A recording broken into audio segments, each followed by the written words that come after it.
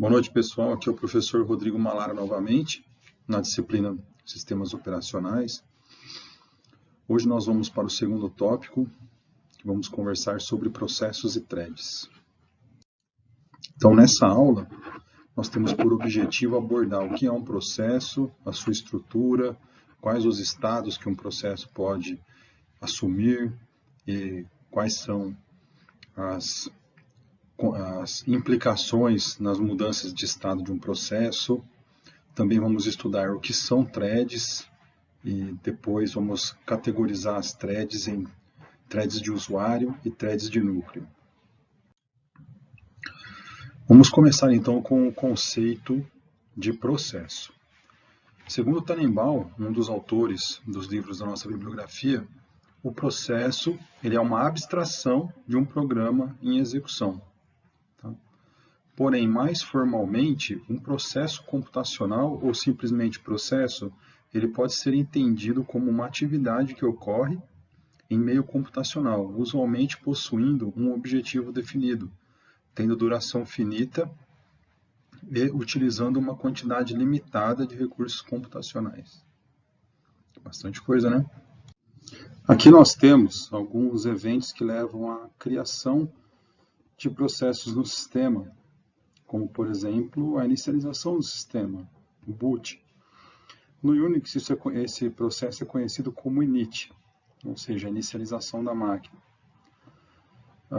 Outro evento que leva à criação de um processo é quando um processo pai tenta inicializar um processo filho, como, por exemplo, o servidor web Apache, quando ele inicializa processos filhos para atender às requisições de navegação dos usuários. Um outro evento é quando um usuário que está utilizando o computador, ele inicializa um programa, clica 2 vezes sobre o programa como Word, por exemplo. Ou então, um sistema de jobs do sistema operacional, ele inicializa um trabalho ou uma execução de um programa em um determinado momento. Isso é bastante útil em aplicações de negócios.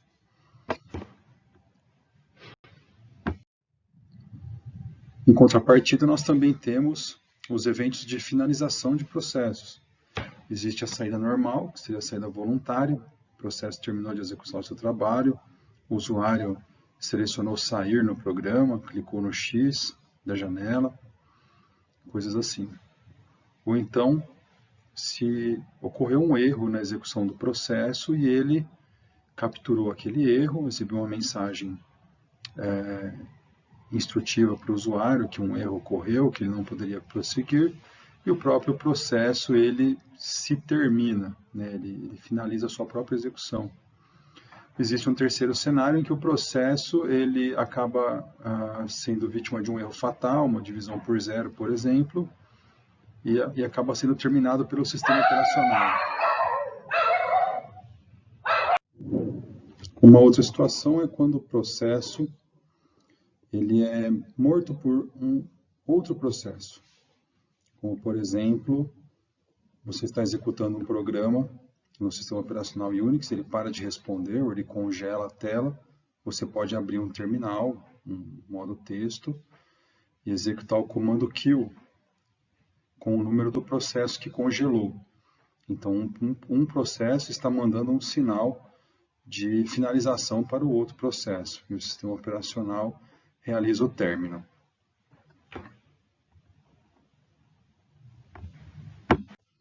O processo ele deve então ser visto como uma unidade de contexto para o programa em execução, onde ali ele tem à disposição dele as posições de memória necessárias para sua execução, os arquivos que estão abertos, as conexões de rede que estão em andamento.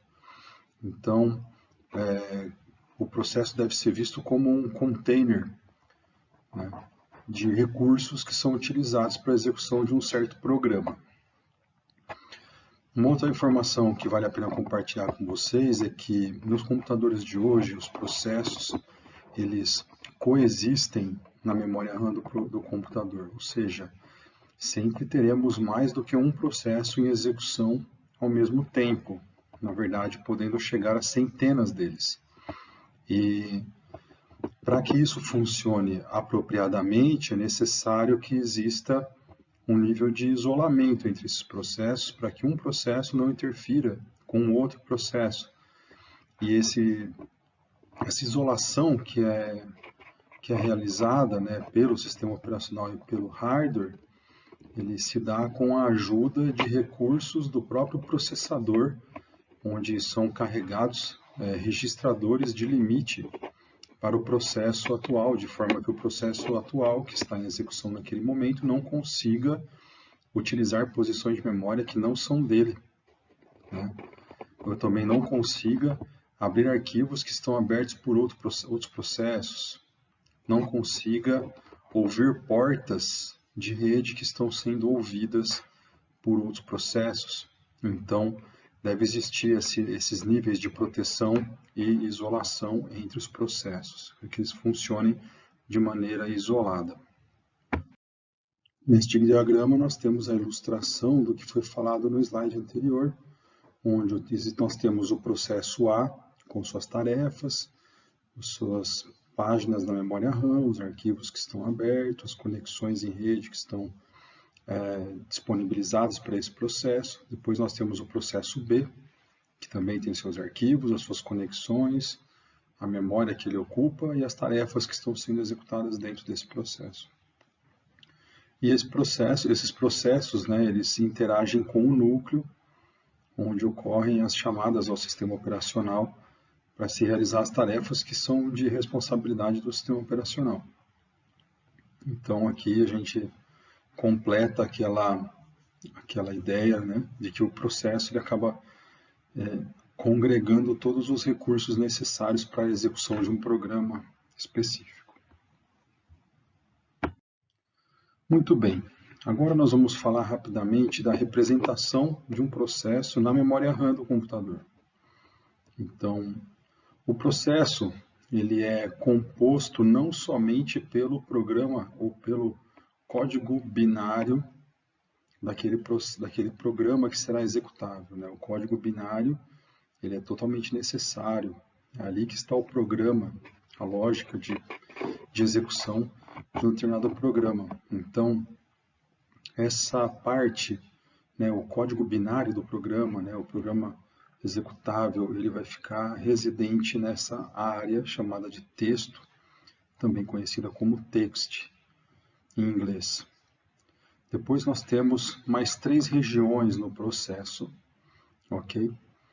A representação, né, na memória do processo, os dados que são armazenados na memória para aquele processo.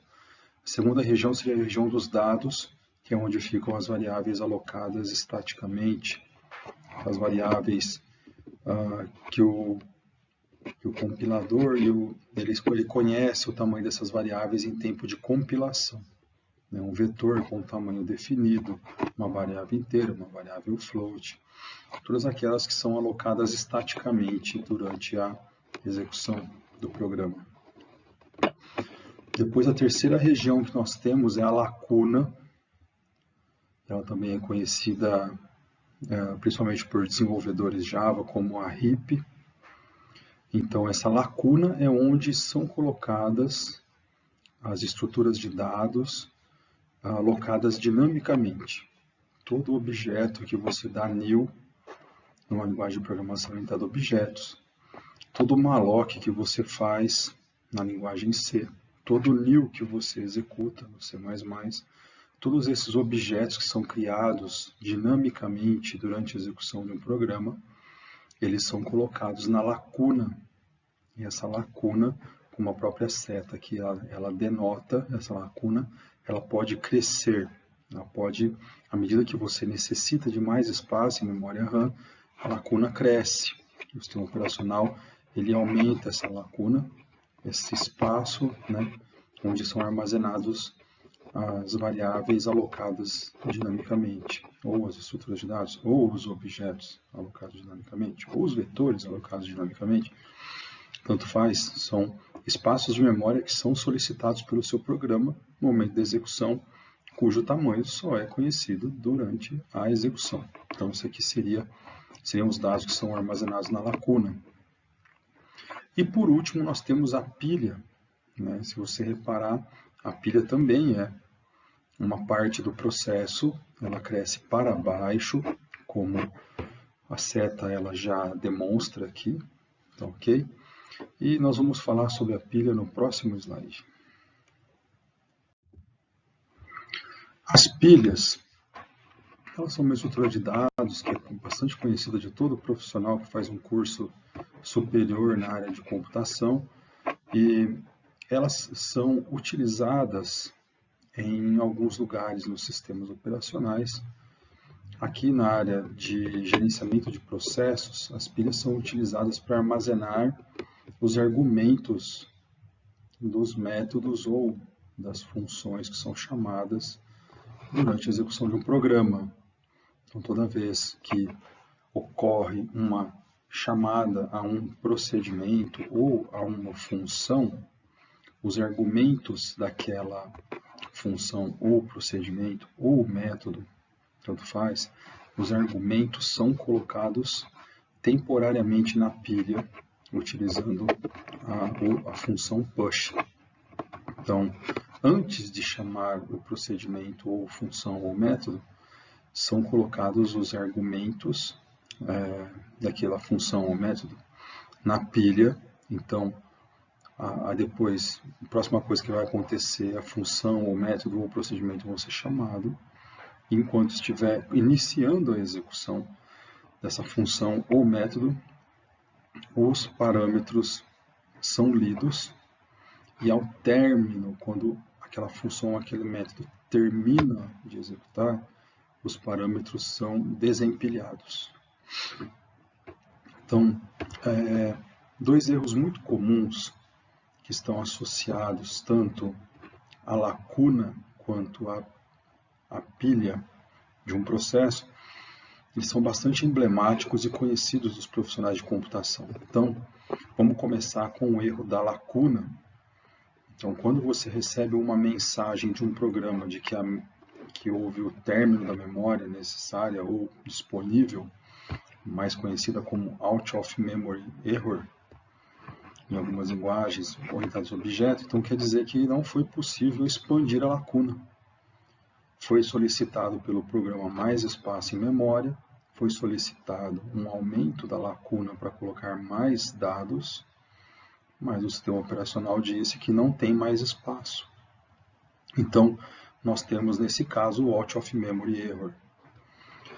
E um outro erro bastante conhecido dos profissionais de computação é o estouro de pilha, também conhecido como stack overflow. Então, ocorre quando ocorre uma quantidade muito grande de chamadas de procedimentos, né, recursivamente ou bastante profundamente. Então, imagina que houveram 200 chamadas a procedimento, até uma dentro da outra. Por exemplo, a primeira chamou a segunda chamou a terceira chamou a quarta chamou a quinta e assim por diante. Até um limite em que não havia mais espaço na pilha de execução do processo. Então, aí ocorre o Stack Overflow.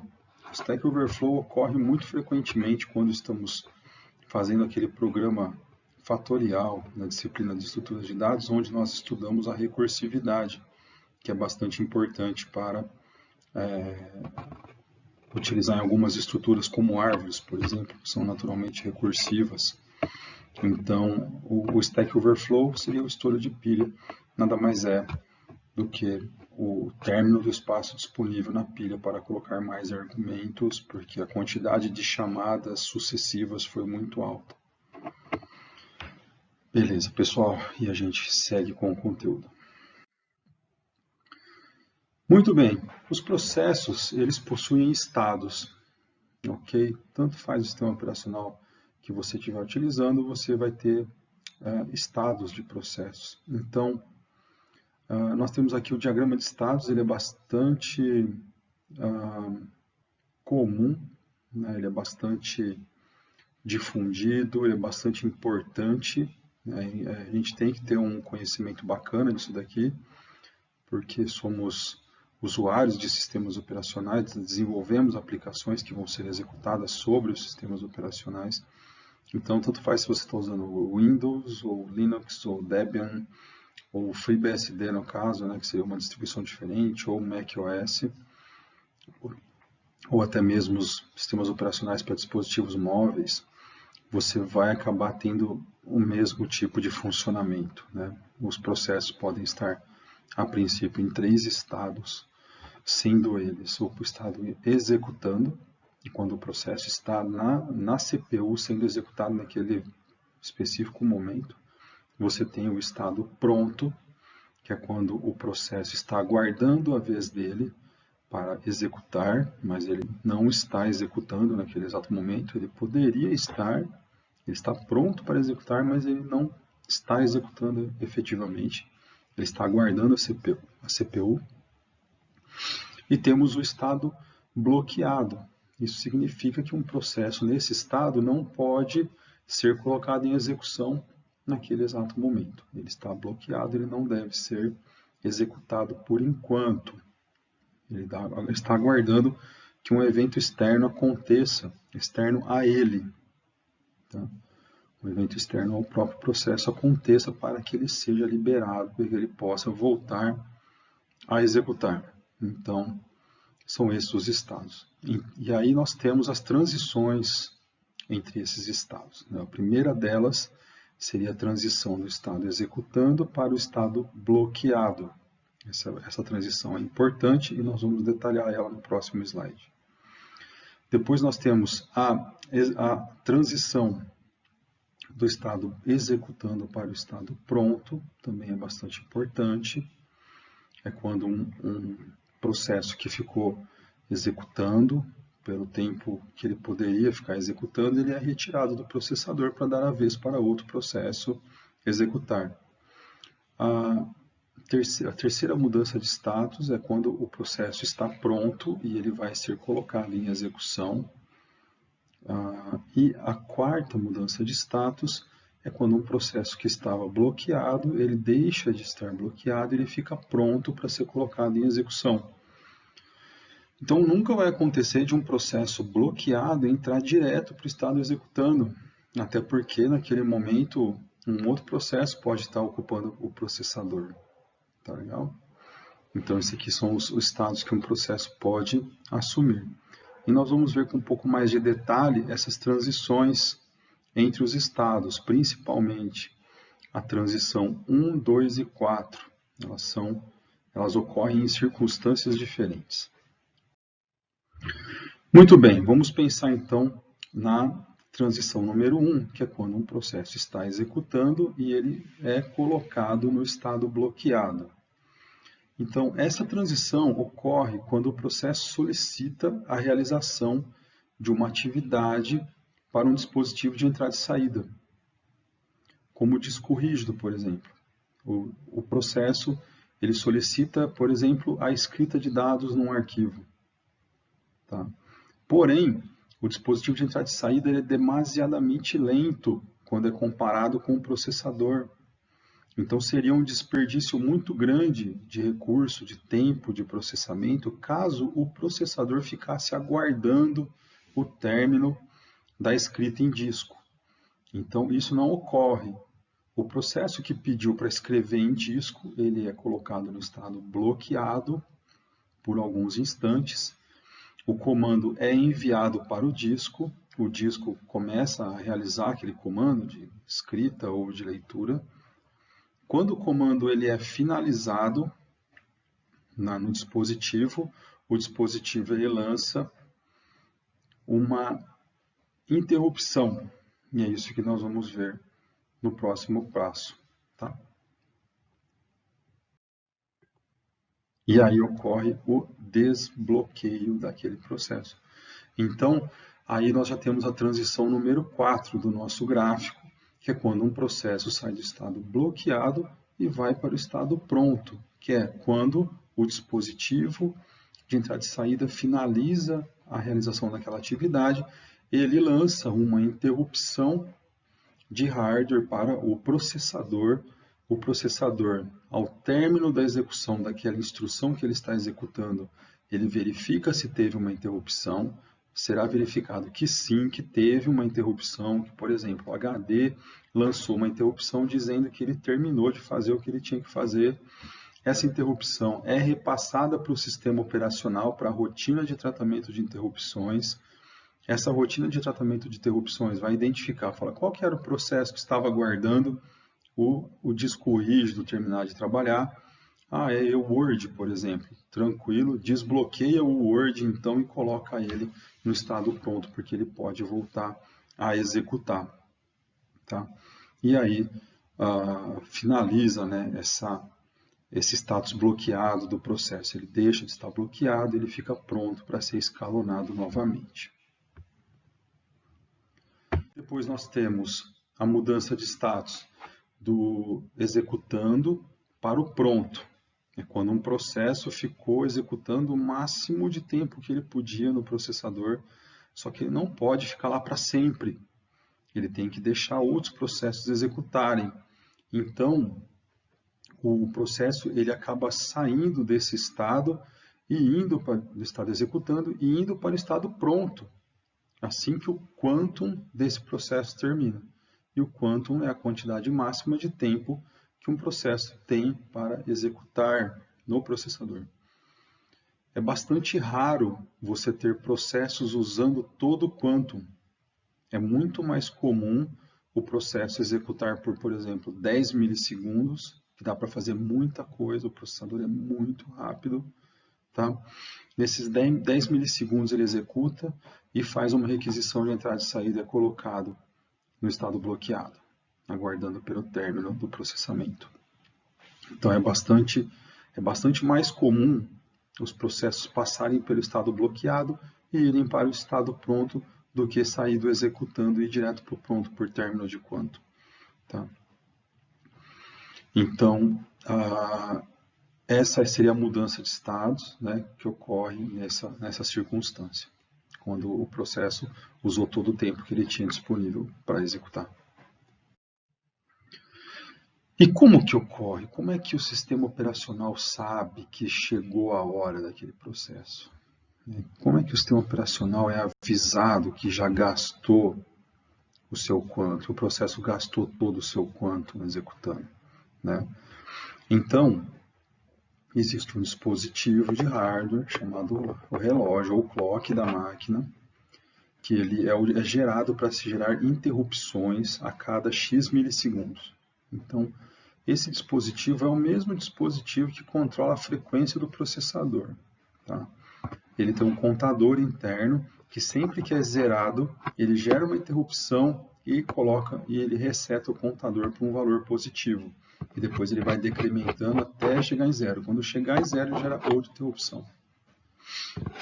Então, sempre assim, vamos supor que o sistema operacional, ao botar, ele sete o quantum a 100 milissegundos. Então, ele vai lá no clock, ele vai no hardware e seta. Fala assim, olha, quando houver uma quantidade X de oscilações no clock, eu quero uma interrupção. Então, isso é conhecido como o heartbeat do computador, o batimento cardíaco do computador. Ele sempre vai lançar interrupções de relógio assim que acabar aquela quantidade de tempo. Então, a cada 100 milissegundos, por exemplo, vem a interrupção de relógio. Tá? Então, assim que chega uma interrupção de relógio, ela passa pelo mesmo processo da interrupção de entrada e saída. Cai no processador, o processador chama a rotina de tratamento de interrupções do sistema operacional. O sistema operacional identifica que aquele processo que estava executando deve ser tirado do processador para dar aviso para outro processo. Aí pega um outro processo que está pronto e coloca em execução. Tá? Então, tanto a transição de número 4, que leva o processo para bloqueado, quanto, a transição de número 1, né, que tira o processo do status bloqueado, e a transição número 2, que tira o processo do status executando, são gerados por interrupções. E tendo falado tudo isso, eu apresento para vocês o escalonador de processos. O escalonador de processos, ou primeiramente, o escalonamento de processos, ele é ele tem bastante a ver com a escolha, ou não somente a escolha, mas também com a troca frequente de processos em execução. Então, quando você pensa em troca de processos que estão executando, você está pensando em escalonamento. Então, um escalonamento de processo ele deve sempre buscar maximizar a utilização da CPU. E isso é feito através da multiprogramação, que são vários programas na memória em situação de execução concomitantemente, o tempo todo. Vários programas em memória, o processador executando um pouquinho cada um. Então, existem as fases de uso de CPU e as fases de solicitação de entrada e saída no processo. O processo ele pode estar processando usando a CPU, ou ele pode ter solicitado uma leitura ou uma escrita no disco e está esperando essa leitura ou escrita no disco terminar. Então, o uso da CPU pelos processos ocorre em rajadas. Ele processa uma quantidade de tempo X, alguns milissegundos, vai dar aquela rajada de processamento muito rápida, pede para fazer entrada e saída e sai da CPU. Tá? E aí ele aguarda a entrada e saída terminar. Depois ele é escalonado de novo e dá outra rajada de processamento até que ele faça a solicitação por entrada e saída novamente, ou então ele execute uma quantidade de tempo enorme e saia porque esgotou o seu tempo. Muito bem. Então, o escalonador é a parte do sistema operacional que escolhe qual será o próximo processo que vai ser executado. Ele tem uma lógica toda especial para dar direitos para todos os processos executarem. Então, ele que faz a escolha do processo. Então, as decisões de escalonamento, ou seja, o escalonador ele é chamado sempre que ocorre a mudança do executando para bloqueado. Tipo, tinha um processo que estava executando, opa, ele foi bloqueado. Beleza, chama o escalonador e escolhe outro para executar. Então, nesse momento, o escalonador entra em ação. Quando muda o estado do executando para o pronto, então a mesma coisa. Acabou o tempo do processo, agora vai ter que escolher outro para executar. Também quando muda do estado bloqueado para pronto. Tá? Por quê? Porque quando você muda do estado bloqueado para pronto, houve uma interrupção. Quando há uma interrupção, o sistema operacional começa a ser executado. Ele tem que tratar aquela interrupção. E quando ele entra em execução, trata a interrupção, desbloqueia o processo que estava bloqueado, esperando por entrada e saída, por exemplo. Ele tem que depois escolher um processo pronto para executar, porque o sistema operacional tem que sair de cena e pôr um programa para rodar. Então, o escalonador, de novo, ele entra em cena nesse momento. E também o escalonador entra em cena quando um processo termina. Não está aqui no nosso diagrama o término de um processo, mas fica bastante claro que quando o processo termina, é necessário que outro seja colocado em execução.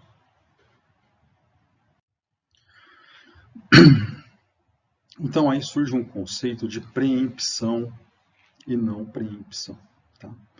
Então, o escalonamento nas condições 1 e na condição 5, ou seja, quando o processo bloqueia porque pediu entrada e saída, quando ele foi para o estado bloqueado, e quando ele termina, ocorre um escalonamento não preemptivo, ou seja, o processo que está rodando não é preemptado, ele não é interrompido, ele não é retirado do processador, ele sai por vontade própria, entre aspas.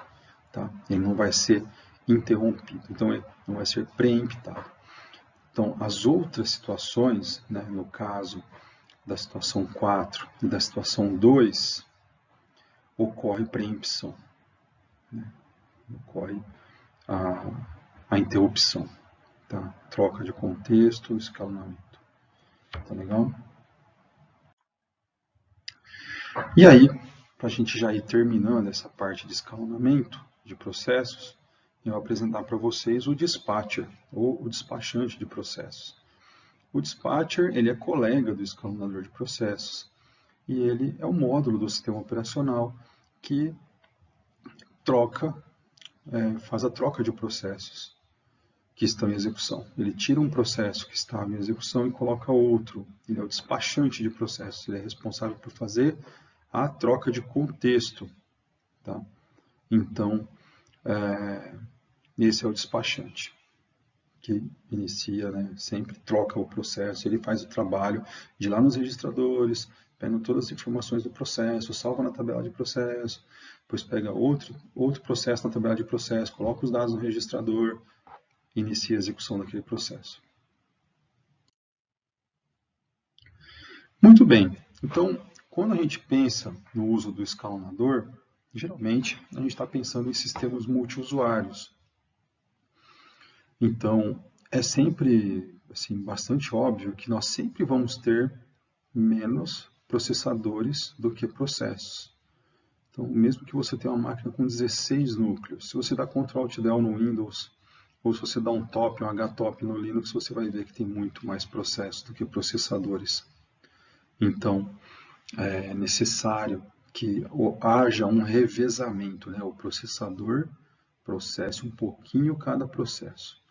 Então, nesses exemplos que estão aí, nesses diagramas que foram obtidos na nossa bibliografia, nós temos alguns exemplos. Por exemplo, no diagrama A, ele dá uma visão de como os processos estão na memória e como que a execução muda entre eles. Então, por exemplo, ele estava executando o processo A até um certo ponto, depois ali ele para de executar o processo A, ele começa a executar um pouquinho o processo B, aí para num certo ponto, começa a executar um pouquinho o processo C, começa a executar um pouquinho o processo D. Então, isso aqui é de um ponto de vista mais da memória. Na imagem 2, na imagem B, desculpa, nós temos 4 processos, sendo que cada um está no seu estágio de execução, ou seja, cada um tem o seu próprio valor para o registrador contador de programa, que guarda a posição atual de execução de um programa. Então, cada processo vai ter o seu próprio contador de programa. E depois, na terceira ilustração, no terceiro gráfico, no item C, nós temos a troca de processos no tempo quando nós temos somente um núcleo ou processador. Então, em determinado momento, ele está executando o processo A, depois ele troca, começa a executar o processo B, depois ele começa a executar o processo C, o D, depois o A de novo, B, C e D. Então, ele vai executando um pouquinho cada processo, mantendo todos eles em execução. Então, isso aqui seria a visão aí no tempo do funcionamento do escalonador de processos. Muito bem, para que seja possível implantar processos, vamos pensar nas variáveis, nas informações que o sistema operacional tem que ter sobre cada processo que está em execução. Tá? Aquele diagrama, com a estrutura da memória do processo, aquilo lá é só a ponta do iceberg sobre o processo. Aquela questão de o processo ele tem a área do código binário, tem a área das variáveis estáticas, tem a área das variáveis dinâmicas, tem a pilha onde coloca os argumentos. Então aquilo não é suficiente para o sistema operacional poder executar os nossos processos. Tá? Aquilo é somente uma região de dados. O sistema operacional precisa de muito mais. Então, existe uma estrutura de dados em todo o sistema operacional que é chamada tabela de processos. A tabela de processos, ela tem lá, imagina 100, 200 campos. Ela tem muita informação sobre o nosso processo. Então, para cada processo do seu computador, você pode dar um Ctrl+Shift+ESC no seu Windows aí, abrir o gerenciador de processos, mostrar os processos de execução, todos eles vão ter um ID, um número, geralmente 4 dígitos. Então, esse seria o ID do processo, o identificador único. Então, cada processo tem o seu ID, tem o seu número próprio. Cada processo vai ter o seu próprio contador de programa, que é aquela posição do último momento que foi executado aquele programa. Todos têm a palavra de estado para saber qual que é a situação daquele processo, qual que é o resultado da execução de uma instrução. Tá? Tem um ponteiro de pilha para saber onde a pilha começa, tem um ponteiro do segmento de código, tem um ponteiro do segmento de dados, tem um ponteiro para o segmento da pilha. Então, ele tem uma infinidade de variáveis nessa tabela para cada processinho que você tem no seu computador. Essa tabela ela é bastante extensa. né? Vai dizer também onde está sendo executado aquele programa, o ID do usuário que é dono, o grupo do usuário que é dono daquele processo, né? A quantidade de quantum que falta para terminar aquele processo, né? Prioridade também, né? Prioridade alta, média, baixa. Então, uma infinidade de informações. Pense também nos ponteiros de arquivos, né? Os descritores de arquivos, todos os arquivos que estão abertos por aquele processo também tem que estar nessa tabela de processo. Então, é um ponto único de informação para todos os processos do seu computador que estão em execução. Tá? Se você der o Ctrl Alt Del e começar a olhar cada coluna lá, cada informação, aquilo vem na tabela de processos. Tá bom, pessoal? Muito bem. Legal. Então, falamos um monte de processos, agora nós vamos falar um pouquinho de threads. Thread pode ser um pouco confuso, um pouco difícil, eu espero que eu consiga fazer isso suficientemente claro para todos.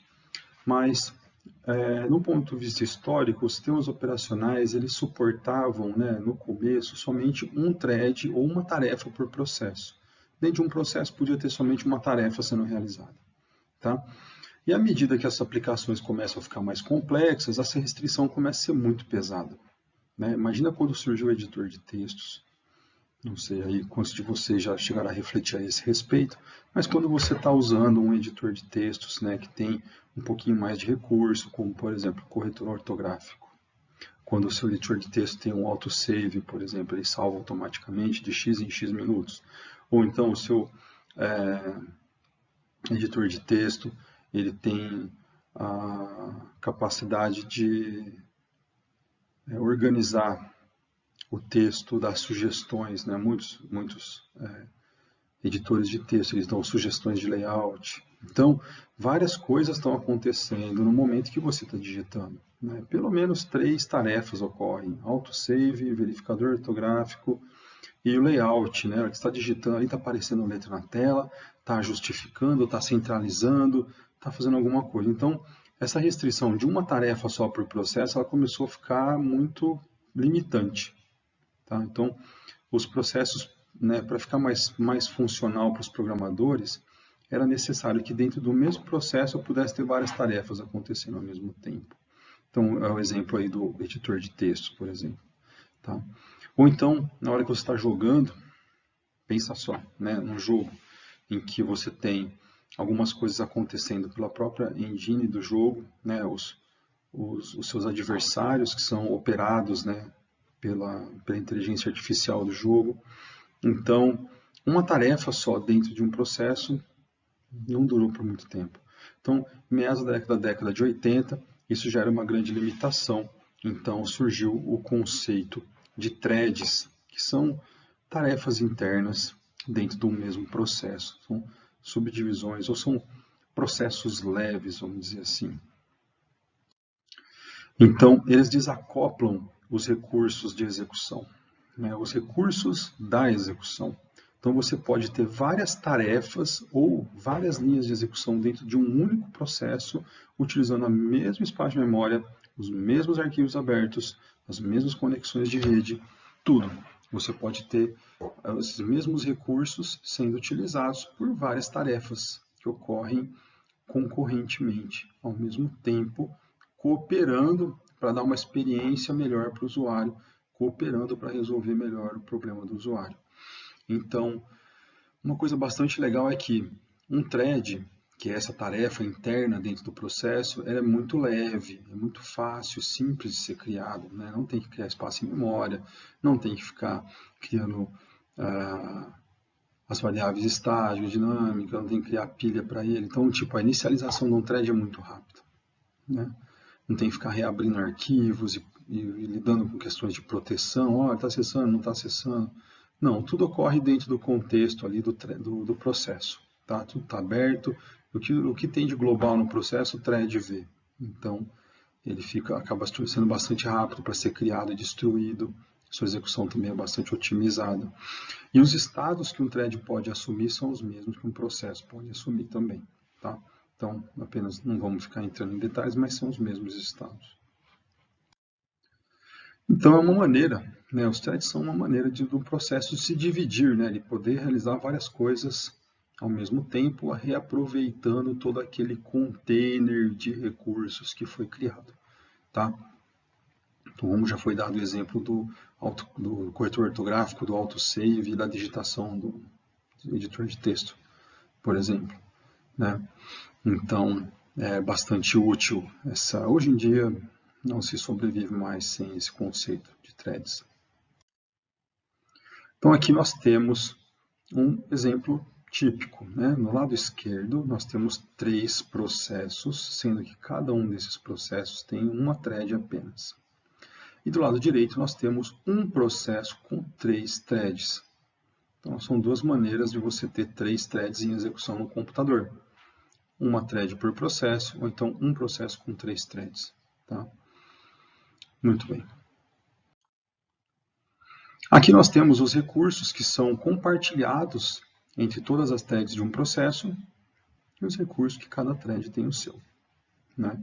Então aqui, por exemplo, as variáveis da memória, a pilha, a heap, né, que seria a área de dados, a lacuna, desculpa, a área de dados, né, o data, que é a área de dados. Então, as variáveis globais, os arquivos abertos, processos filhos, alarmes pendentes, tudo isso é compartilhado entre as threads, ou seja, existe um só para todas as threads. Agora, cada thread tem seu contador de programa, seus próprios registradores, o seu estado da pilha, o estado do thread, né, pode estar em execução, bloqueado, e assim vai. Então, acaba sendo bem mais econômico criar threads dentro de processos do que simplesmente ficar criando sempre novos processos. Além do que, você ter uma grande dificuldade para comunicar esses processos, né? Então, sempre, né, fica mais difícil trocar informações entre 3 threads em 3 processos diferentes do que 3 threads num único processo. É muito mais fácil trabalhar e trocar dados entre elas se elas todas estiverem dentro de um único processo. Muito bem. Então, cada thread é um fluxo de execução dentro de um processo, tá? As threads, elas podem ser user level threads, que são threads de usuário, ou elas podem ser kernel threads, que nós já vamos ver. Então, as user level threads, ou as threads de usuário, cada thread de usuário corresponde a apenas uma tarefa que vai ser executada dentro do processo, tá? Porém, o sistema operacional não vê essas tarefas. Nós vamos falar sobre isso mais adiante.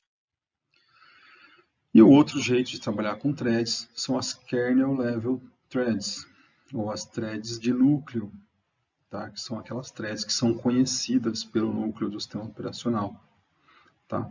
Então, nós vamos diferenciá-las logo mais. Lembrando que as threads de núcleo são chamadas threads 1 para 1. E as threads de usuário são chamadas threads N para 1. Nós já vamos entender isso daí tudo. Vamos começar com as threads de usuário. São as threads N para 1. Ou seja, eu posso ter N threads em execução dentro do processo, porém o sistema operacional só vai enxergar uma.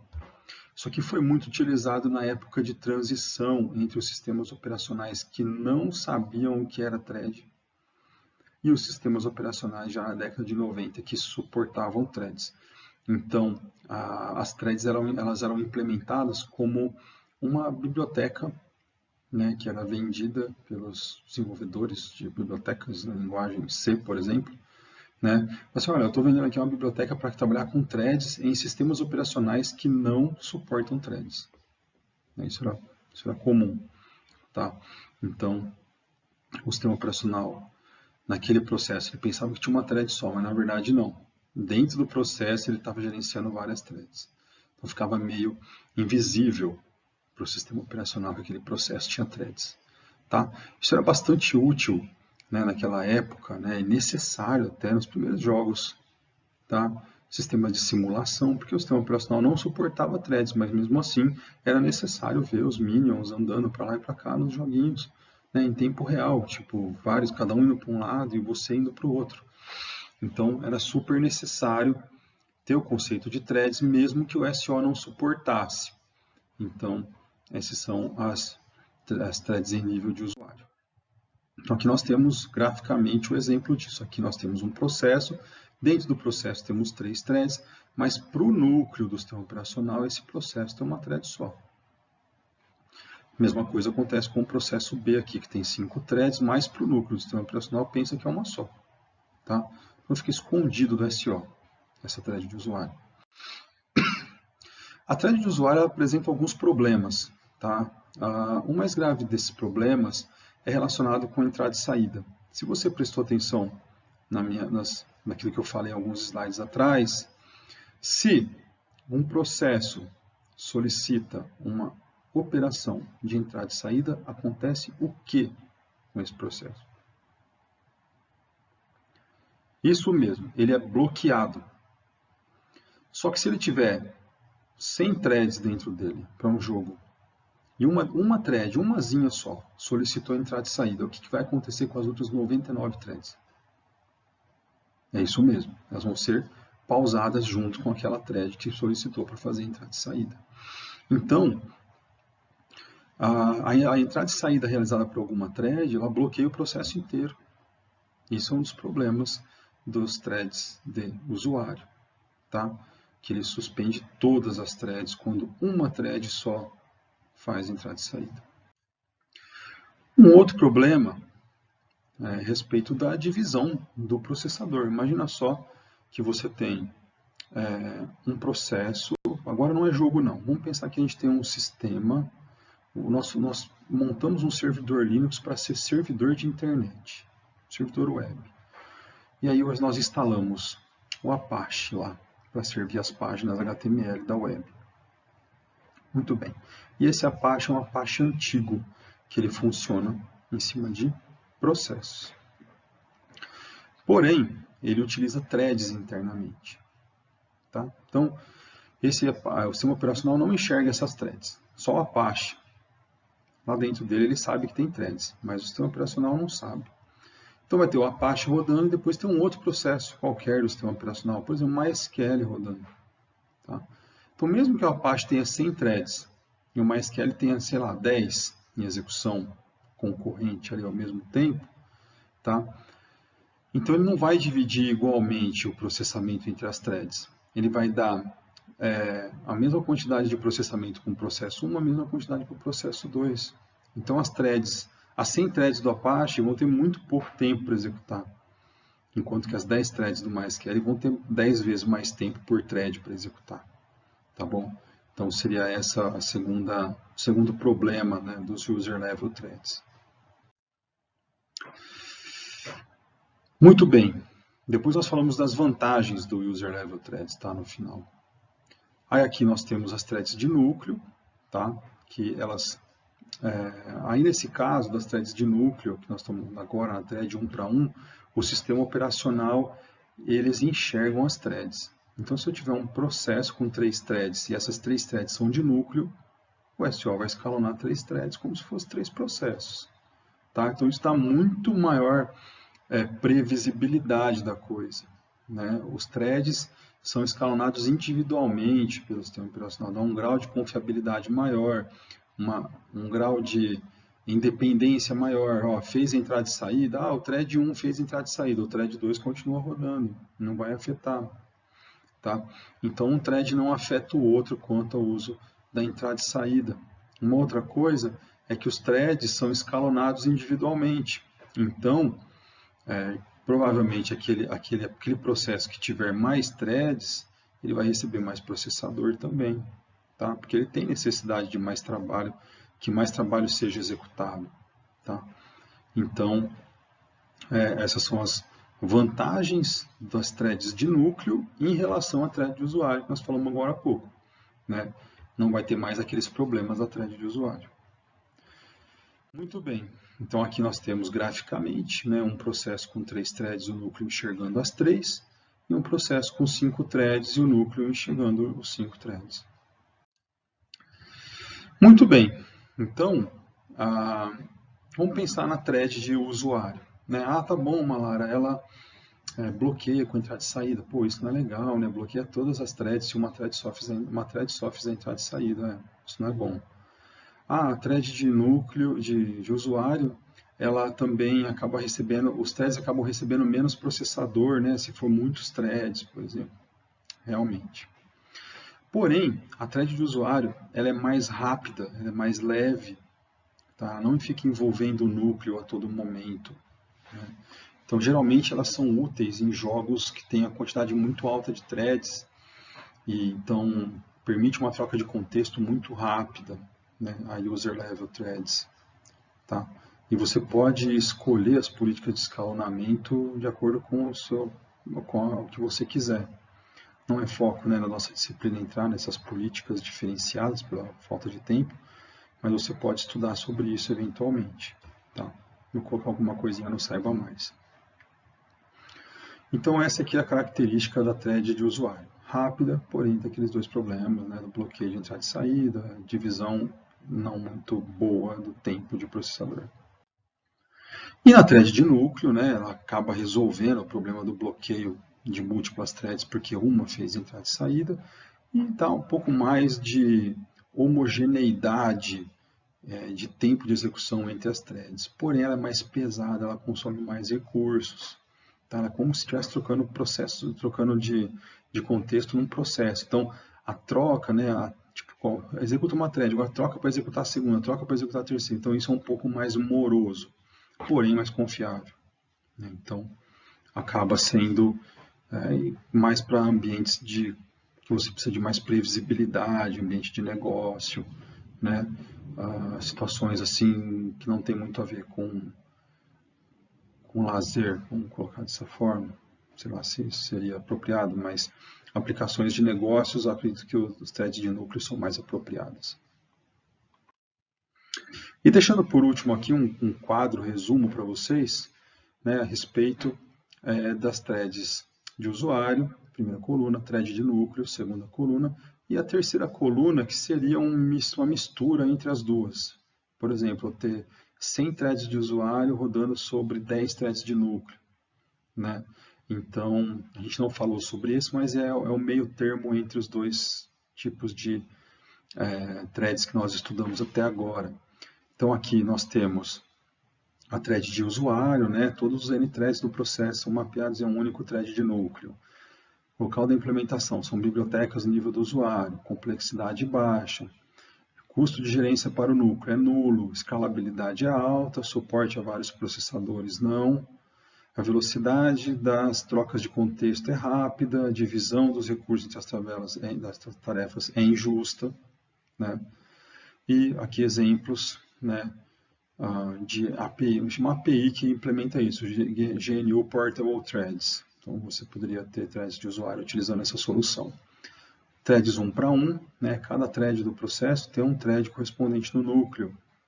Então implementa-se isso no núcleo, complexidade fica média, onde, sim, para a gente que programa não vai mudar muito, mas para se implementar no sistema operacional aumentou um pouco. O custo de gerenciamento é médio, a escalabilidade é baixa, né? Você pode, tipo, não é feito para trabalhar com a mesma quantidade de threads que a thread de usuário, tá?